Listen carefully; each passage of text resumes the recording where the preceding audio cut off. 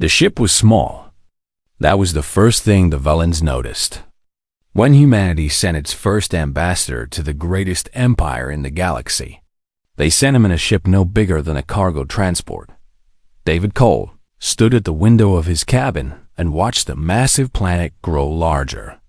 Velan Prime, home to 12 billion aliens who had ruled this part of space for 10,000 years. Their empire covered 300 star systems. They had conquered dozens of species. And now, they had finally noticed Earth. David was 52 years old. His hair was gray at the sides. His face carried the lines of a man who had seen war and chosen peace instead. 20 years ago, he had been a colonel in the army. He had fought in conflicts on 3 continents. He had killed men and watched friends die. Then one day, he had put down his gun and picked up a pen. "Ambassador," said Captain Lewis from the doorway. "We're entering their space. They're sending an escort." David turned from the window. "How many ships?" 12 warships, sir. All of them bigger than anything we have." David nodded slowly. He had expected this. The Velans wanted to show their power. They wanted the little human to feel small and afraid before he even stepped foot on their world. "Let them show off," David said. "We're not here to fight. We're here to talk." The escort ships surrounded them like wolves around a rabbit. They were beautiful in a terrible way. Long and sharp, covered in weapons that could turn cities to ash. The Velans had spent thousands of years perfecting the art of war. They had never lost. David thought about his sister back on Earth. Grace was an admiral now, commanding humanity's small fleet. She had begged him not to take this mission. "They're not like us," she had said. "They don't understand peace. They only understand power." But someone had to try. Someone had to reach out a hand and hope it wouldn't be cut off. The ship landed in the capital city. David stepped out onto alien ground for the first time in human history. The air was thick and warm. The sky was a strange shade of purple. Buildings rose around him like mountains made of glass and metal. A group of Velan soldiers waited for him. They were tall, almost 8 feet, with pale blue skin and eyes like black stones. They wore armor that seemed to flow like liquid silver. None of them spoke. They simply turned and began walking, expecting him to follow. David followed. The Imperial Palace sat at the heart of the city. It was the largest building David had ever seen. 1,000 floors stretched toward the sky. Flags bearing the Imperial symbol hung from every wall. Millions of Velans lived and worked inside, serving an emperor who had ruled for over 1,000 years. David was led through endless hallways. He saw Velans of all kinds, soldiers, servants, nobles in flowing robes. All of them stopped to stare at the small, strange creature walking among them. Some laughed. Others looked disgusted. A few seemed curious. Finally, he reached the throne room dot. It was vast. The ceiling disappeared into darkness far above. Thousands of Velans filled the room, standing in perfect rows. At the far end, on a throne made of something that looked like frozen light, sat Lord Cashin. The emperor of the Velan Empire was ancient. His blue skin had faded to almost white. His body was thin, almost skeletal. But his eyes were sharp and cold, filled with the intelligence of a being who had watched civilizations rise and fall. David walked forward. His footsteps echoed in the silence. Every eye in the room followed him. He stopped 20 feet from the throne and bowed his head slightly. Not a deep bow. Not a bow of submission. A bow of respect between equals. Lord Cashin did not move. Did not speak. The silence stretched on. Finally, one of the nobles stepped forward. "You will kneel before the Emperor," he commanded. "All species kneel before the Emperor." David raised his head. "I am Ambassador David Cole of Earth. I represent 8 billion human beings. I bow out of respect. I do not kneel. A gasp went through the crowd. No one had refused to kneel in centuries. Lord Cashin leaned forward slightly. When he spoke, his voice was like dry leaves blowing across stone. You are brave, little creature. Or perhaps you are simply stupid. Tell me, why has Earth sent you here? David reached into his coat and pulled out a small device. Guards tensed, hands moving to weapons. But David simply pressed a button, and a holographic display appeared in the air before him. I come with an offer, David said. Trade agreements that will benefit both our peoples. Cultural exchange programs. Scientific cooperation. And a mutual defense pact against any threats that might emerge in this region of space. He looked directly at the Emperor. Earth wants peace, Lord Cashin. We want to be your partners, not your enemies. And certainly not your subjects. Lord Cashin stared at the holographic documents floating in the air. Then he began to laugh. It was a terrible sound, like bones breaking. Partners? He said. You wish to be partners with the Velen Empire. You, whose species has barely left its own solar system. You, who have no fleet, no army, no power of any kind. You wish to stand as equals with an empire that has ruled for 10,000 years. Yes, David said simply. That is exactly what we wish. The laughter stopped. Lord Cashin's eyes grew cold. There are no equals to the Velen Empire, he said. There are only subjects and enemies. You will return to your little world. You will tell your leaders that Earth now belongs to us. You will pay tribute. You will serve. Or you will be destroyed. David did not move. Did not look away. And if we refuse, then your species will be erased from existence. Your cities will burn. Your people will be scattered among the stars as slaves. Your very name will be forgotten. The room was completely silent. Thousands of Velens waited to see what the human would do. David Cole, former soldier, diplomat, and ambassador of humanity, took a deep breath. He thought about his home, his family, the billions of people counting on him. Then he spoke. Earth does not kneel. Earth does not serve. And Earth will never be forgotten. He turned and began walking toward the door. Stop him, Lord Cashin commanded. Guards moved forward, surrounding David. He stood calmly among them, making no move to fight. You have made a terrible mistake, little human, the Emperor said. And you will pay for it with your life. David pulled out a small communication device. He had one chance to send a message. His fingers moved quickly. Coordinates. A full recording of everything that had happened in the throne room. And 3 final words.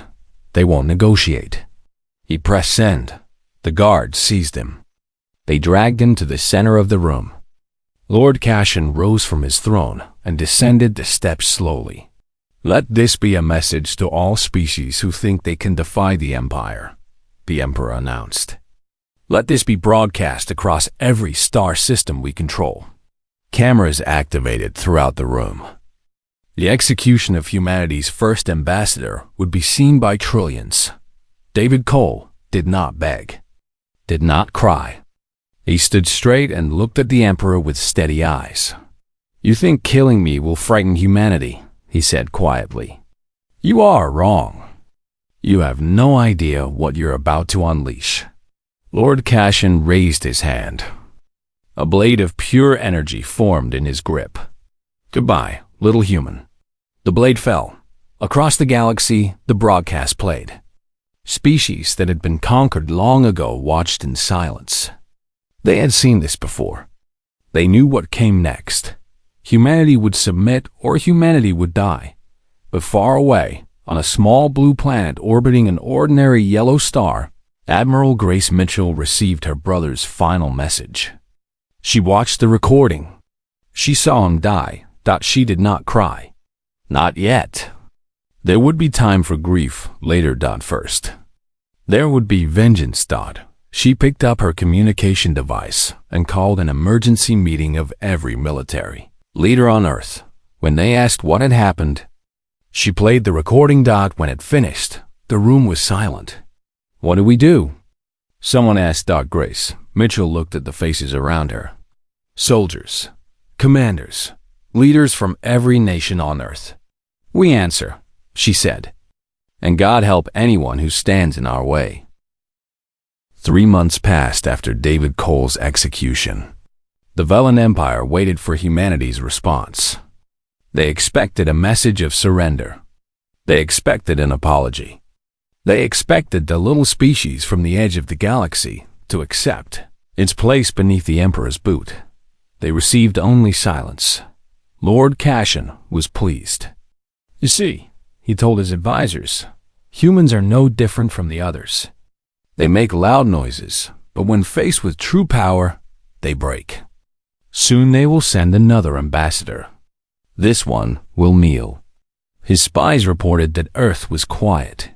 Factories continued their normal operations. Ships remained in their docks. The humans seemed to be doing nothing at all.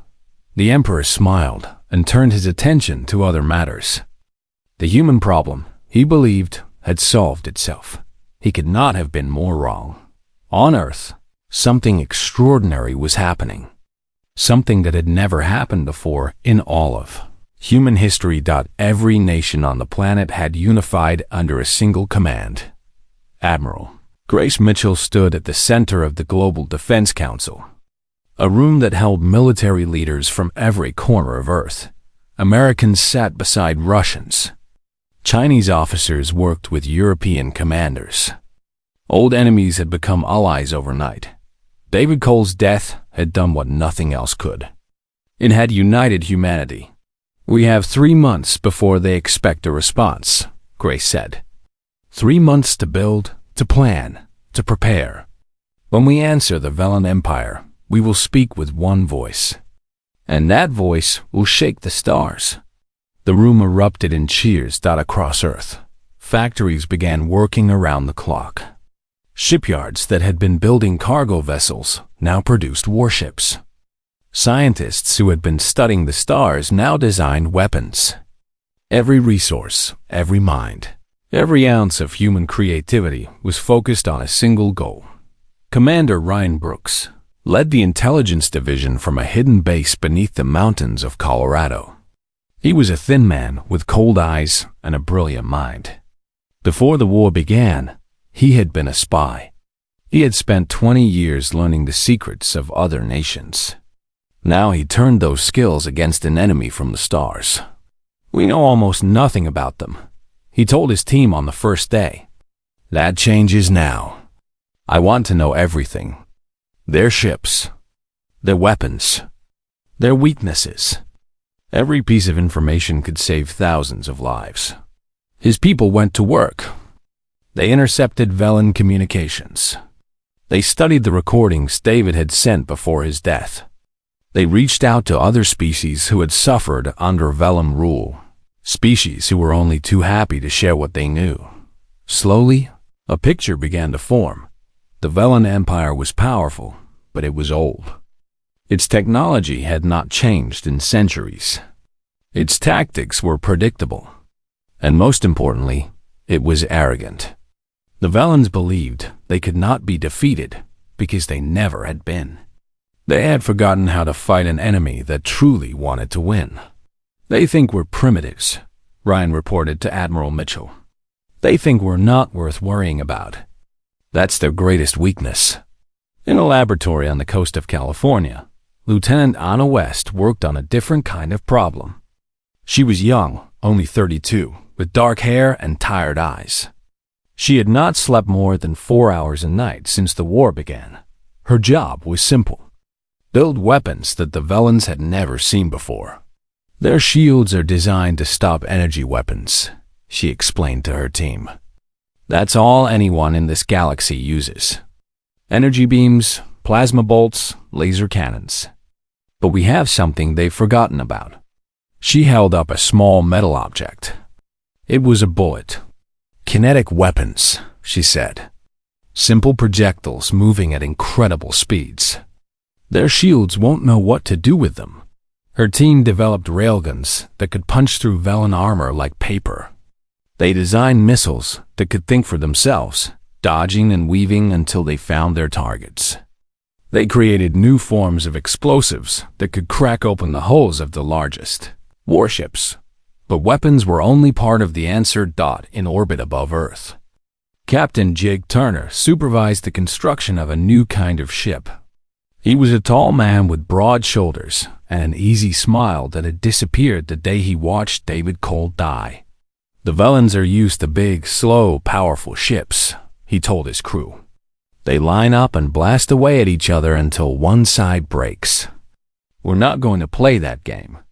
Instead, his team built frigates. Small, fast, and nearly invisible.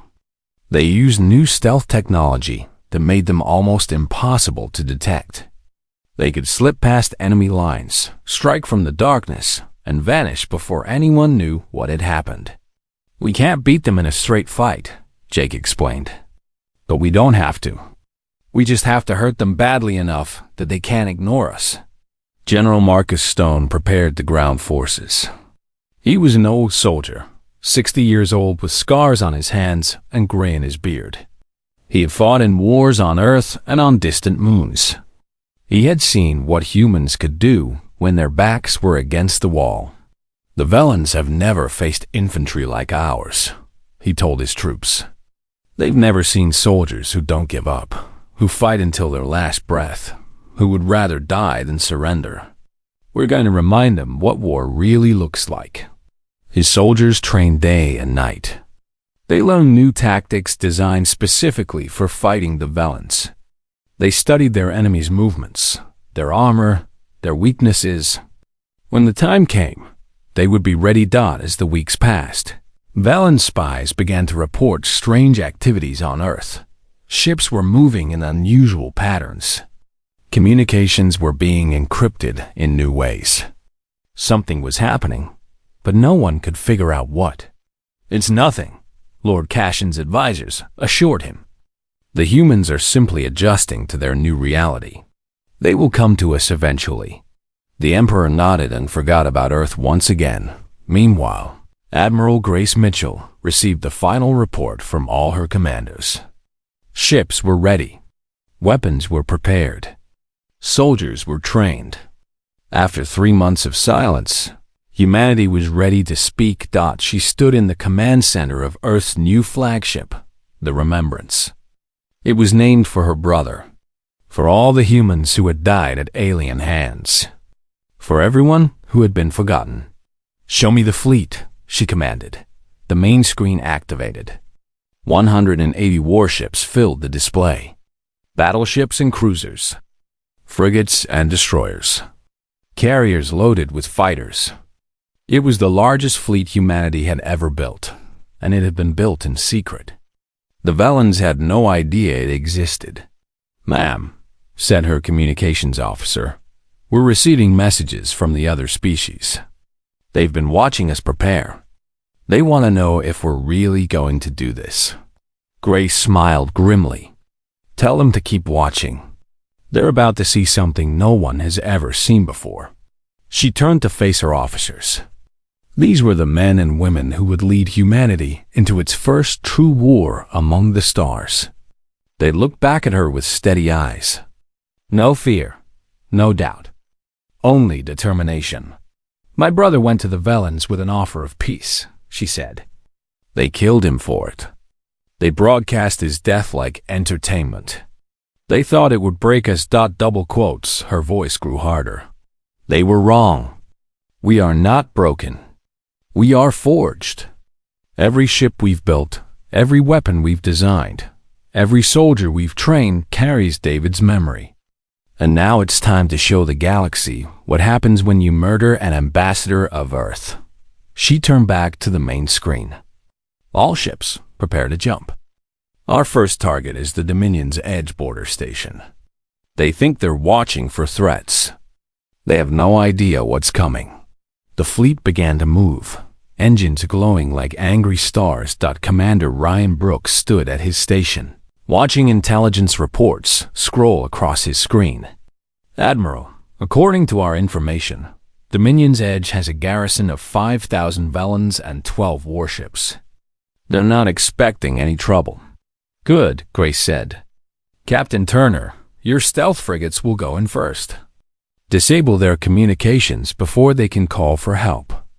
Then the rest of us will finish the job. Jake Turner's face appeared on the communication screen. His smile was cold. With pleasure, Admiral. Those frigates are ready to run.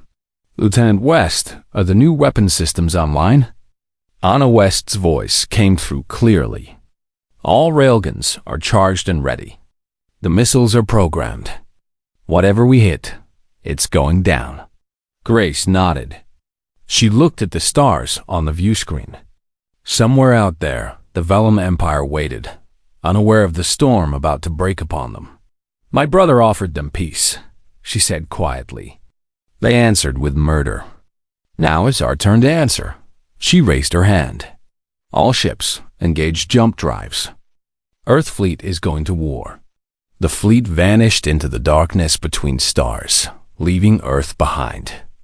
When they emerged, the galaxy would never be the same. Humanity had been silent for 3 months. Now, humanity would roar. The Velen border station Dominion's Edge had protected the Empire for over 2,000 years. It floated in the darkness of space like a metal moon, bristling with weapons. 12 warships orbited around it, always watching, always waiting. Commander Valen stood on the observation deck, looking out at the stars. He had commanded this station for 50 years. In all that time, nothing interesting had ever happened. No one was foolish enough to attack the Velen Empire. Sir, said one of his officers, sensors are detecting something strange. Valen turned slowly. What kind of strange? I'm not sure. Small energy readings. Very faint. They appeared for a moment and then vanished. Valen frowned.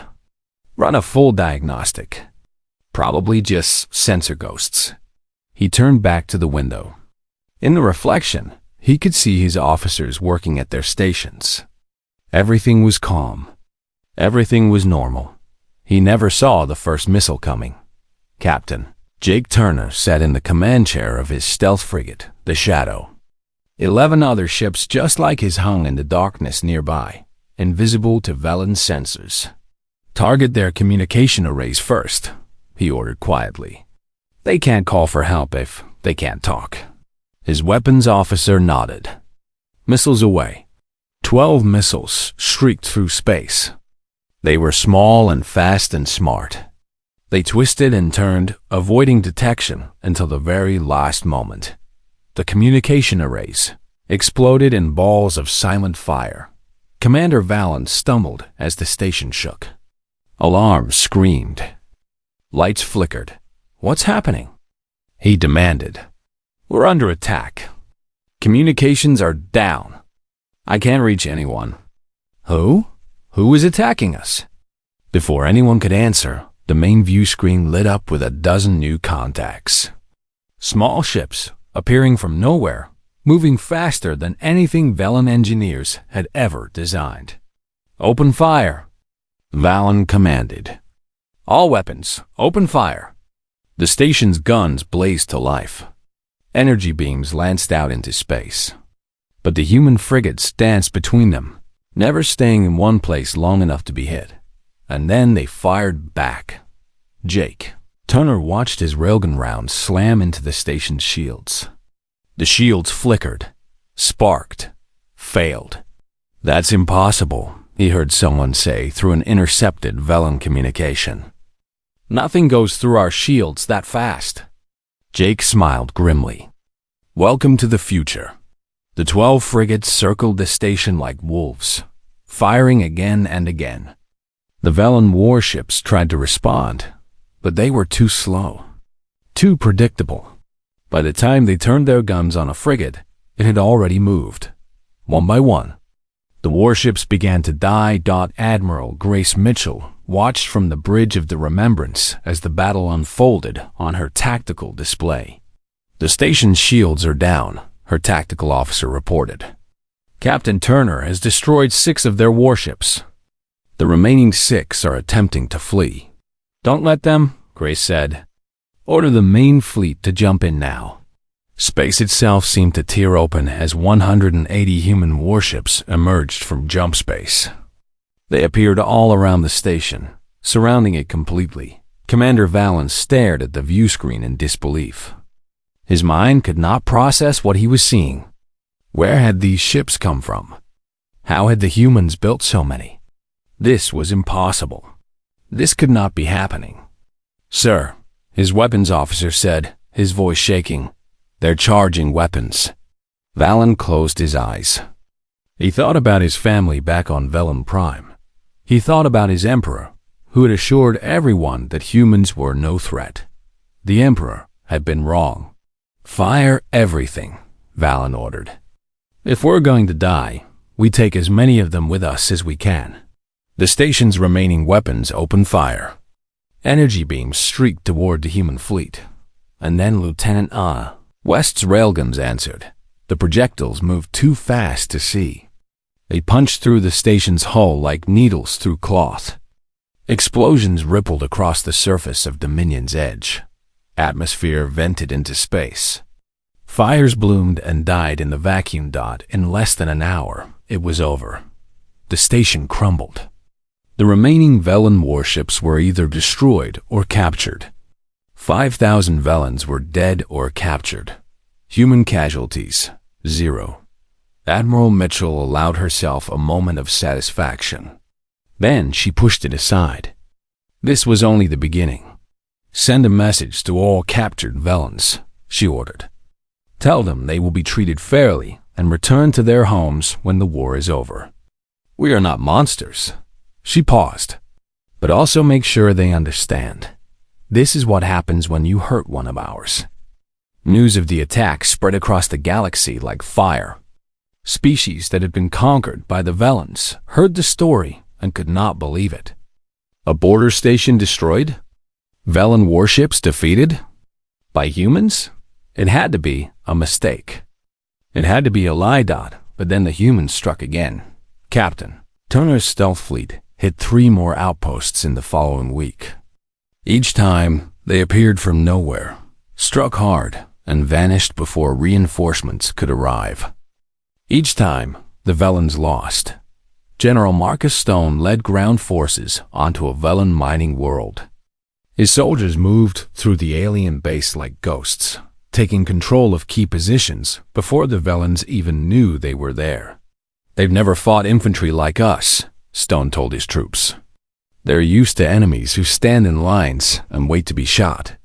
They don't know what to do with soldiers who hide, who flank, who never stop moving. The mining world fell in 3 days. Lieutenant Anna West continued improving her weapons from a mobile laboratory ship. Every battle taught her something new. Every fight revealed another Velen weakness to exploit. Their armor is designed to resist heat, she reported to Admiral Mitchell. So we use cold, cryogenic rounds that freeze their system solid.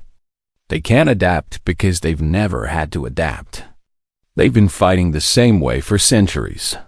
The human fleet pushed deeper into Velen space. 12 outposts fell, then 15, then 20. Lord Cashin received the reports with growing horror. His advisors tried to spin the news, tried to make the losses seem small and unimportant. But he knew the truth. The humans were coming, and they were winning. How is this possible? He demanded. They are primitives. They have nothing. How are they defeating our fleets?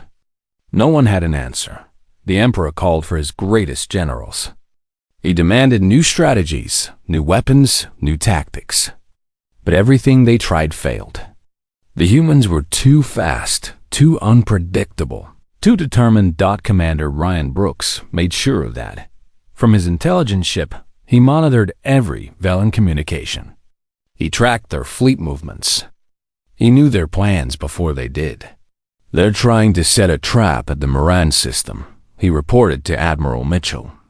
They want to catch our fleet between two of theirs. Grace nodded. Then we spring the trap early. Hit their fleets before they can join together. Divide and conquer. The Battle of Meran became legendary. The human fleet jumped in while the two Velen fleets were still hours apart.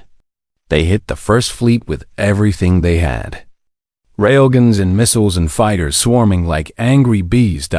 By the time the second Velan fleet arrived, the first was already destroyed. And then the humans turned and attacked the second. The Velens had never seen anything like it. Human ships dodged and weaved, refusing to fight the way the Violens expected. Human weapons punched through shields and armor. Human fighters sacrificed themselves to protect their larger ships. It was chaos. It was madness. It was war as the Velens had never experienced it. When the battle ended, both Velen fleets were gone. The Meran system belonged to humanity. Admiral Mitchell walked through the wreckage of a captured Velen command ship. Bodies lay everywhere. Screens showed status reports in an alien language she couldn't read. Captain Turner walked beside her. "They're scared now," he said. "You can see it in their communications. They don't understand what's happening." Grace stopped at a window and looked out at the stars. "Good," she said. "Let them be scared. Let them feel what my brother felt when they killed him." She turned away from the window. "But this isn't over. We've won battles. Now we need to win the war. Set course for Velen Prime. It's time to take this fight to their doorstep." The fleet regrouped. Damaged ships were repaired. Wounded soldiers were treated. Fresh supplies arrived from Earth. And then, with the whole galaxy watching, humanity began its march toward the heart of the enemy. The Velen Empire had stood for 10,000 years. It was about to fall. The Velen Empire was dying. Lord Cashin stood in his throne room and listened to the reports. Each one was worse than the last. Systems falling. Fleets destroyed. Armies routed. The humans pushed deeper into his territory every day, and nothing seemed to stop them. For the first time in 1,000 years, the Emperor felt old. "Where are our allies?" he demanded. "We have treaties with a dozen species. Where are their fleets?" His chief advisor stepped forward carefully. "Majesty, they are hesitant. They have seen what the humans did to our forces. They do not wish to share our fate. They are cowards. They are survivors, Majesty. They are waiting to see who wins this war before choosing a side." Cashin slammed his fist against the arm of his throne. The sound echoed through the empty chamber.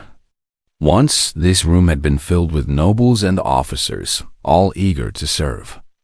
Now most of them were dead, captured, or hiding in their homes. "Then we will win without them," he said. "Pull all remaining fleets back to defend the homeworld. The humans cannot defeat us here. This is our ground. This is where we make our stand." The order went out. Every surviving Velen warship began the long journey home. Commander Ryan Brooks intercepted the communication within minutes. "They're retreating," he reported to Admiral Mitchell. "Pulling everything back to Velen Prime.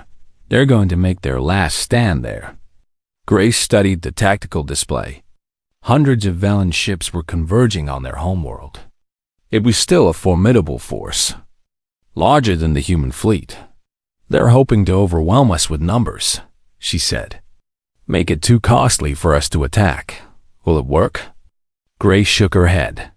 "It might have a few months ago, but they're not fighting the same species they executed. We've changed. We've grown. And we're not going to stop now." She turned to her communications officer. "Get me Captain Turner and General Stone. We need to plan the final assault." The War Council met aboard the Remembrance. Officers gathered around a holographic display showing Velen Prime and its defenses. "They've got 300 ships defending the planet," Captain Turner reported, "plus orbital defense stations and ground-based weapons. It's the most heavily defended world in the galaxy." The planet's moon is the key, General Stone said, pointing at the display. If we can take the moon, we can use it as a staging ground for the final assault. From there, our ground forces can threaten the capital directly. Lieutenant Anna West nodded. I've been analyzing their defenses. The orbital stations have a blind spot on their lower hemisphere. If we attack from below the planetary plane, we can avoid their heaviest guns. Admiral Mitchell listened to each report carefully. Her officers had learned so much in such a short time. They had taken everything the Velans threw at them and come back stronger. What about casualties? She asked. What will this cost us? The room fell silent. Everyone knew the truth. This would be the bloodiest battle of the war. We estimate 30% losses, ma'am, Turner said quietly. Maybe more. Grace closed her eyes for a moment. 30%. Thousands of lives. Thousands of families who would receive terrible news. But she thought of David. She thought of his calm face as the blade fell. She thought of his final message. They won't negotiate. Then we make sure it's worth it, she said. We don't just defeat them. We break them so completely that no one ever thinks about attacking Earth again. The fleet moved into position over the next 3 days. 200 human warships faced 300 Velan defenders. On paper, the Velans should win easily, but paper had been wrong about humans before. Commander Ryan Brooks launched the first attack, but not with weapons. He broadcast David Cole's execution across every Velan communication channel. The video played on screens throughout the enemy fleet. Officers watched the ambassador's death, followed by footage of burning Velan ships. A single message accompanied the broadcast. You started this. We finish it. Then the human fleet attacked. Captain Turner's stealth frigates went in first, as always. They slipped past the outer defenses and began hitting targets from the inside. The Velans turned to fight them, but the frigates were too fast, too small, too hard to hit. While the enemy was distracted, the main fleet struck. Admiral Mitchell led the charge herself. The Remembrance was the largest ship in the human fleet, and she took it straight into the heart of the enemy formation. All ships, fire at will, she commanded. Railguns roared. Missiles streaked across the void. Energy beams flashed back and forth between the fleets. The darkness of space lit up like a thunderstorm. Velan ships died. But human ships died too. The enemy had numbers, and they used them. The Remembrance shook as an energy beam sliced across her hull. Hull breach on deck 7. We're venting atmosphere. Seal it off and keep firing, Grace ordered. Another hit. Another alarm. We've lost the starboard railgun battery. Switch to port batteries. Don't stop shooting. The battle raged for hours. Both sides suffered terrible losses. Wreckage filled the space between them. Bodies floated in the void. But slowly, surely, the humans pushed forward. General Marcus Stone watched the naval battle from his transport ship. When the Velan defensive line finally broke, he gave the order. All ground forces were going in. Target, the moon. Let's show these blue giants what infantry can do. 50,000 human soldiers dropped onto the lunar surface. They came in pods, in shuttles, in anything that could fly. Velan defenders tried to shoot them down, but there were too many. Too fast. Too determined. Stone was among the first to touch the ground. His boots hit alien soil, and he immediately started moving. His soldiers followed. The fighting on the moon was brutal. Close quarters. Building to building. Room to room. The Velans fought hard, but they had never faced opponents like this. Human soldiers didn't give up. They didn't retreat. When one fell, another took their place. They moved like water, flowing around obstacles, finding weaknesses, exploiting every mistake. Lieutenant Anna West's new weapons proved devastating. Pulse rifles that shattered Velan armor. Grenades that froze enemy soldiers in place. targeting systems that let humans hit targets in complete darkness. The moon fell in 18 hours. General Stone stood on a hill overlooking the captured Velen base. Below him, thousands of prisoners were being rounded up. Above him, the human fleet continued its battle around Velen Prime. "General," his aide said, "we're receiving a communication from the planet."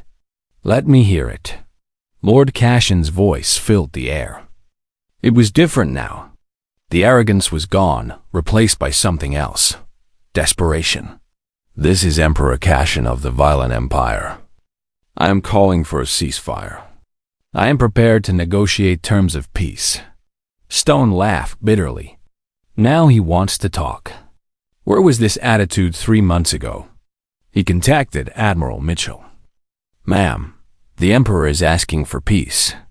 Grace's response was immediate. "Tell him we're not interested in his peace. We want unconditional surrender. Nothing less." Stone relayed the message. There was a long pause. Then Cashin's voice returned, colder now. "The Velen Empire does not surrender. We will fight to the last soldier. Then we'll kill every soldier you have," Grace replied. "And when we're done, we'll be standing in your throne room anyway. The only question is how many of your people die before that happens." The communication ended. Admiral Mitchell turned to her officers. The fleet had broken through the defensive line. Velen Prime lay before them, vulnerable for the first time in 10,000 years. "He had his chance," she said. "Now we finish this." The human fleet surrounded Velen Prime. 200 ships, battered but unbowed, aimed their weapons at the heart of the enemy. Commander Brooks reported the final count. "Enemy fleet is down to 47 ships. Orbital defenses are at 20%. Ground forces on the moon report all objectives secured." Grace nodded slowly. She looked out the window at the enemy homeworld. Billions of Velens lived down there. Most of them had never wanted this war. Most of them were just people living their lives, but their emperor had made a choice. And now everyone would live with the consequences. "Open a channel to all Velen military forces," she ordered. "Give them one more chance to surrender. Tell them what's about to happen if they refuse." The message went out. For a long moment, nothing happened. Then, one by one, Velen ships began to lower their weapons. The orbital stations powered down. Ground batteries went silent. Lord Cashin watched from his throne room as his mighty military laid down their arms. For the first time in his 1,000-year reign, he felt tears on his face. The Velen Empire, which had ruled the stars for 10,000 years, had fallen. And humanity had barely begun. The shuttle descended through the purple clouds of Velen Prime. Admiral Grace Mitchell sat by the window, watching the alien world grow larger beneath her. Cities spread across the landscape like silver webs. Rivers flowed in strange patterns. Mountains rose in shapes that no Earth geology could explain. It was beautiful. And it was beaten. Captain Jake Turner sat across from her. Commander Ryan Brooks checked his datapad one last time. General Marcus Stone cleaned his sidearm, even though he knew he wouldn't need it. Behind them, 1,000 human soldiers filled transport ships. They wore full combat armor, but their weapons were lowered. This was not an invasion. This was something else. This was justice. The shuttle landed in the same courtyard where David Cole had arrived just 4 months ago. The same guards were probably watching. The same walls surrounded them. But everything had changed. Grace stepped out onto alien soil. The air was thick and warm, just as David had described in his reports. The purple sky stretched overhead. And before her, the Imperial Palace rose like a mountain of glass. She started walking. Velen soldiers lined the path to the palace entrance. They did not move. They did not speak.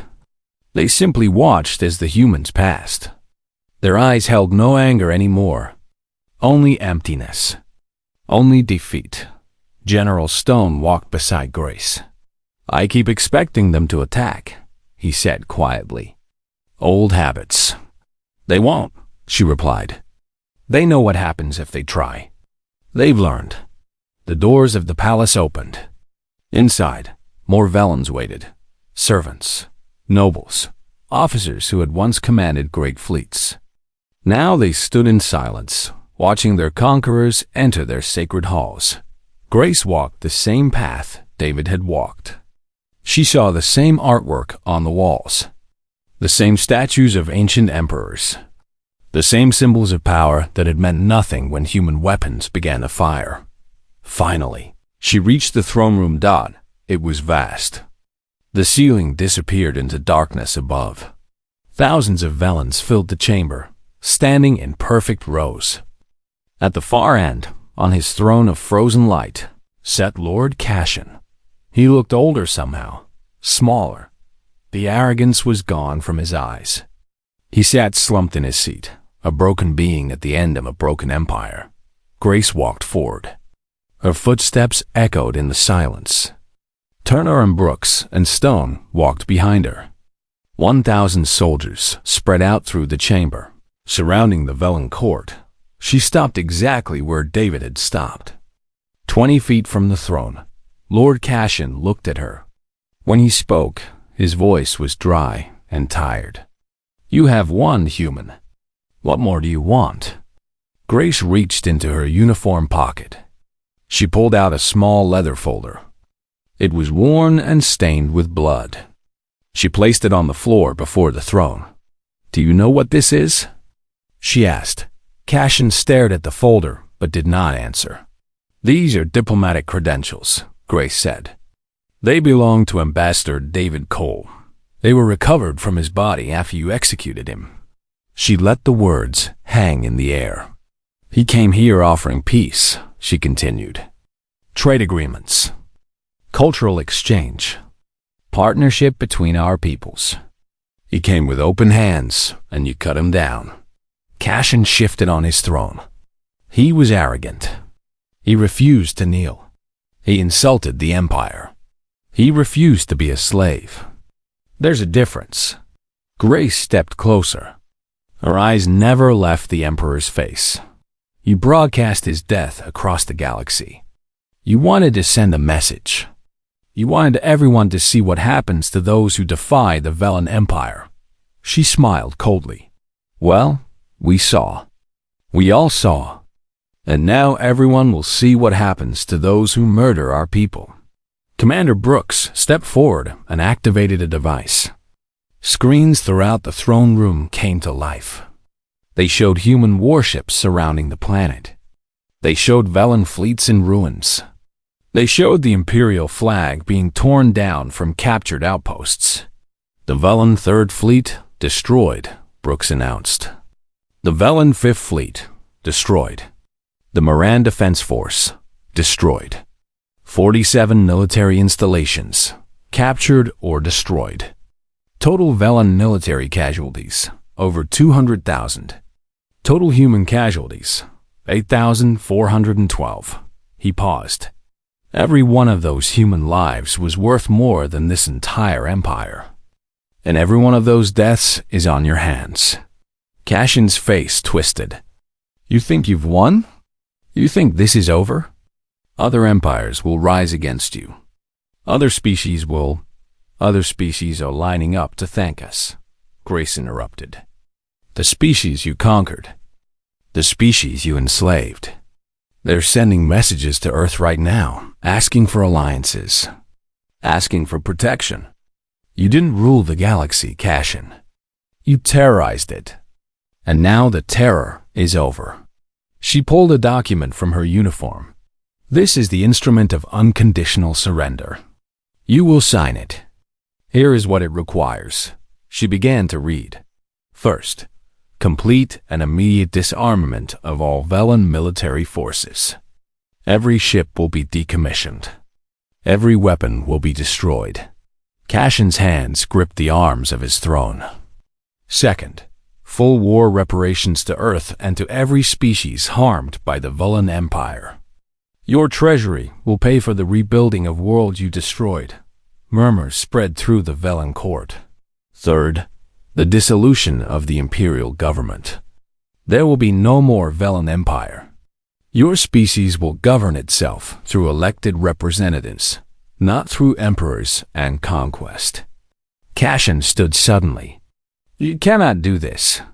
I have ruled for 1,000 years. My family has ruled for 10,000. You cannot simply.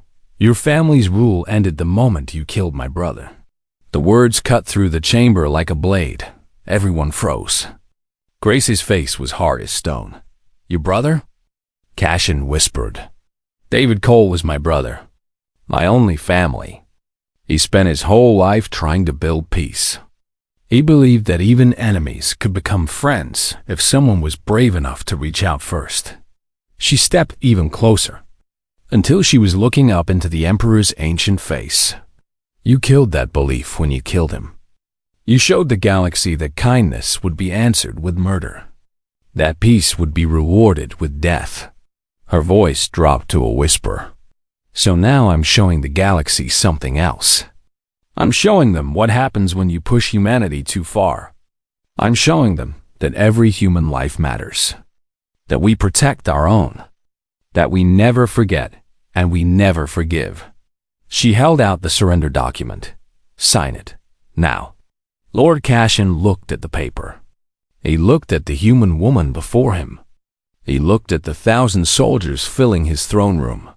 He looked at his defeated court, at his fallen empire, at everything he had built crumbling around him, slowly, with shaking hands.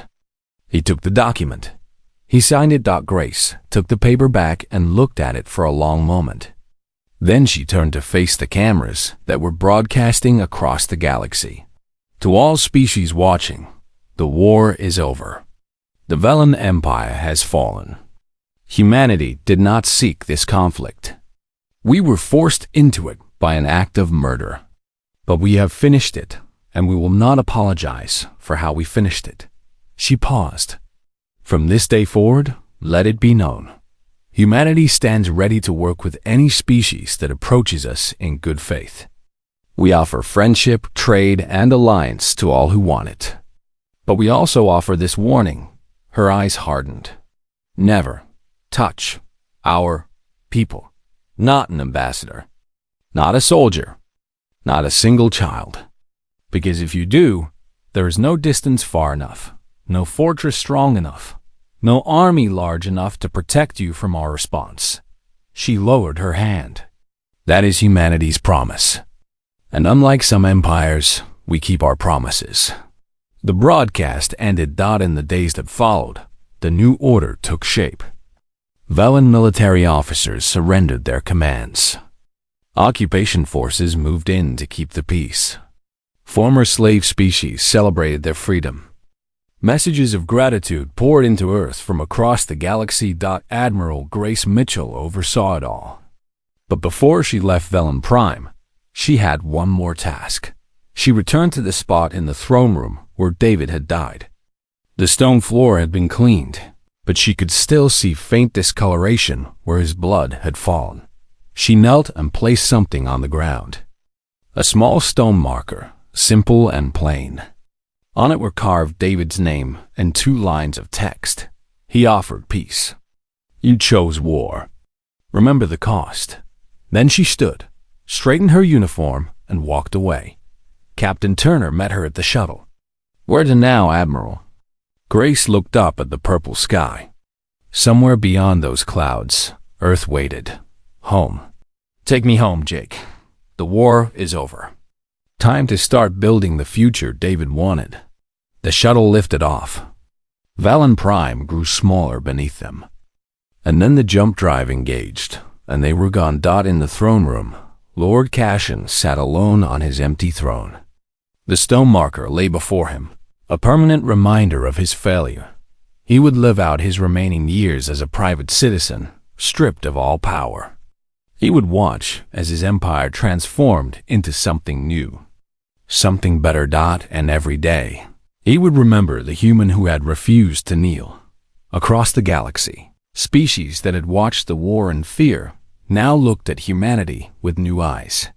These strange, small, soft creatures from an unremarkable planet had done what no one thought possible. They had broken the unbreakable empire. They had answered murder with vengeance, and they had done it for just one person. In the years that followed, humanity grew into its new role among the stars. They made allies. They built trade networks. They explored new worlds. They became exactly what David Cole had dreamed they could be, partners in a great galactic community. But they never forgot the lesson of the Velen War.